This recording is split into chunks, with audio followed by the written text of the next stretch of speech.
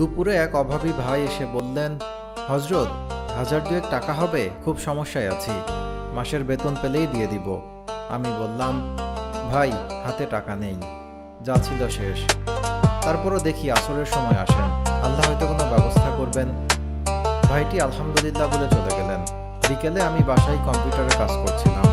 হঠাৎ ঢাকা থেকে ফোন। মসজিদের জয়েন্ট সেক্রেটারি উনি বললেন, আমি 1000 টাকা পাঠালে আজকের মধ্যে কাউকে দান করতে পারবেন, অভাবী ব্যক্তি দেখে। আমি নীরব হয়ে গেলাম। ভাবছিলাম দুপুরের সেই অভাবী ভাইটার সাথে আল্লাহর কি গভীর সম্পর্ক। বিকালের মধ্যেই আল্লাহ তার জন্য সত্যিই 2000 টাকার ব্যবস্থা করে দিলেন। এরপর সেক্রেটারি সাহেব বিকাশে 2000 নয় 3000 টাকা পাঠালেন। আমি মনে মনে ভাবলাম, আল্লাহ যে সত্যিই তার বান্দার ঘাড়ের শিরার চেয়েও অধিক নিকটে, এটি মিথ্যা নয়। ঈমান তাজা করতে আপনাকে খুব বেশি মেহনত করার দরকার নেই। আল্লাহু আকবার। মাগরিবের পর অফিস রুমে আমি আর আমার মুয়াজ্জিন বসা। ভাইকে ফোন করে ডাকলাম। ভাইটি আমার কাছে আসার পর বললাম, দুপুরে আমার কাছে টাকা চাইলেন, কি করবেন টাকা দিয়ে?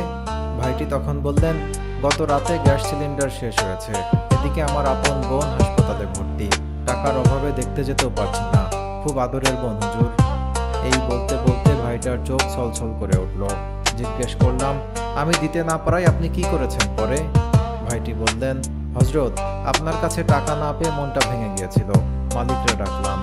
বললাম, মালিক, 4টা সন্তান নিয়ে কিভাবে চলবো? আমার কিছু হলে আমার পরিবারটার কি হবে? হুজুর বুক ফেটে কান্না আসছিল তখন।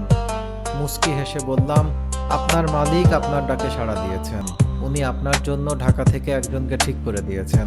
ওই ব্যক্তিকে আপনি চিনেন না, তিনিও আপনাকে চিনেন না। আপনার 2000 টাকার দরকার, তিনিও 2000 টাকা দান করবেন। আপনার মালিকই এই যোগসূত্র তৈরি করেছেন, তবে আপনার মালিক আপনাকে একটু বেশিই দিয়েছেন। চেয়েছেন 2000, মালিক আপনাকে 3000 দিয়েছেন। বিকাশ নাম্বারটা দিন। লোকটা হাঁটুতে মাথা গুঁজে মালিক মালিক বলে কান্নায় ভেঙে পড়লেন।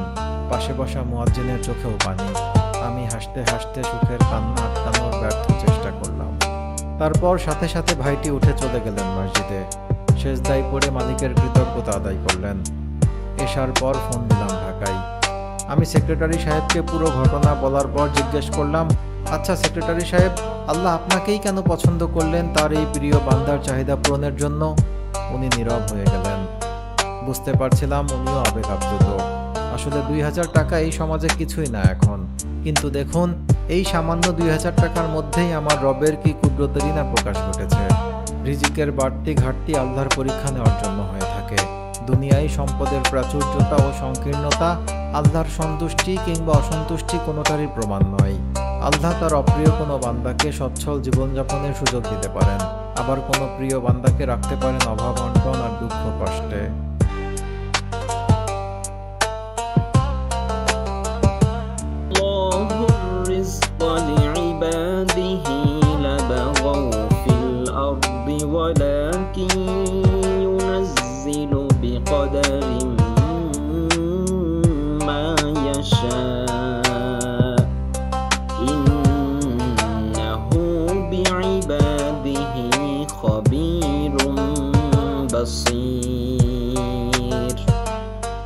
যদি আল্লাহ তার সব বান্দাকে প্রচুর রিজিক দিতেন, তাহলে তারা পৃথিবীতে বিপর্যয় সৃষ্টি করত, কিন্তু তিনি যে পরিমাণ ইচ্ছা সেই পরিমাণ রিজিক অবতীর্ণ করেন।